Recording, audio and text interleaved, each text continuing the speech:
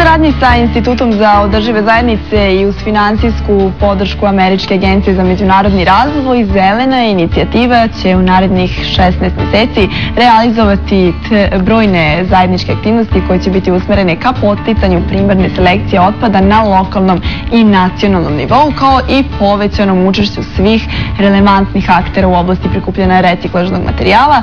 Moj gost tim povodom je Miloš Đajić, direktor Centra modernih veština, organizacije članice Zelene inicijative. Dobro jutro, Miloš, i dobro nam došli u naš jutarnji program. Dobro jutro vama i vašim gledalcima. Kako ste ovoga jutra? Odlično. Evo, hoćemo li reći o čemu se tačno radi u ovom dugom projektu, da kažem? Pa, ovaj projekat će obuhvatiti, on je jako kompleksan, pre svega zato što je jedno novo iskustvo, jer u njemu učestvuje 22 organizacije civilnog društva, s tim da očekujemo podršku što većeg broja kako građana i građanki, tako i organizacija civilnog društva koje će moći na različite načine da se uključuju u samu inicijativu. Inicijalno to je projekat kod koji je usmeren na Fond za zaštitu životne sredine, koji bi trebao da odvoji određena sredstva za nevladine organizacije, za projekte nevladinih organizacija koje će se baviti sekundarnim sakupljačima, to je problemima sekundarnih sakupljača sirovina. Ono što je drugi aspekt toga, to je edukacija građanki i građana. Radit će se jedno veliko istraživanje o stanju sa otpadom u Srbiji, kako se ponašaju lokalne samouprave, da li su donele obavezujuće lokalne planove upravljanja otpadom i tako dalje. Ali na koji način ćete vi vršiti tu edukaciju?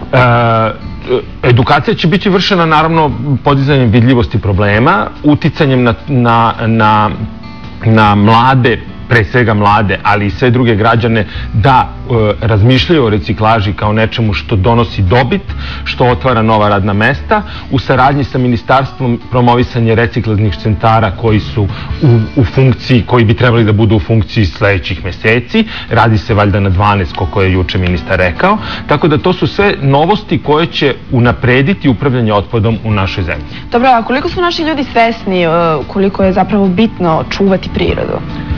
Ja mislim da su jako svesni, jer ekologija se i zaštita, održivi razvoj, kako sad to, ko to definiše, se pojavljaju u istraživanjima kao jedan od većih problema. Zagađenje reka, naše životne okoline je nešto što nas sve tišti. Primećujemo recimo da i u Beogradu se primećuje pomak ka prepoznavanju tih problema.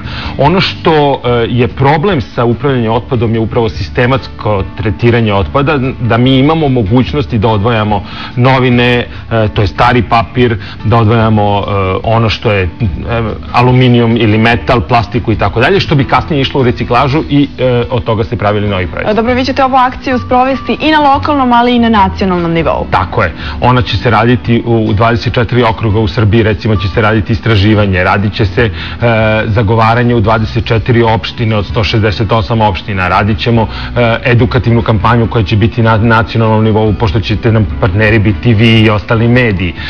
Radit će se ka fondu, radit ćemo sa političarima, radit ćemo sa parlamentarcima. Biće puno aspekata ovog projekta, zato on toliko dugo i traje.